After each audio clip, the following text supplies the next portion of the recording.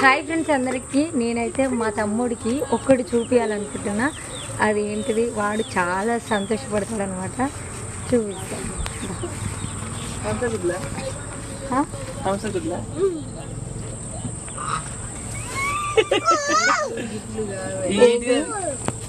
సంతోషపడేది ఇప్పుడు 5 గురించి వెయిట్ చేస్తున్నాను. ఏంటిది హంస గుడ్లు పెడుతుంది, ఎలా పెడుతుంది తెలుస్తలేదు.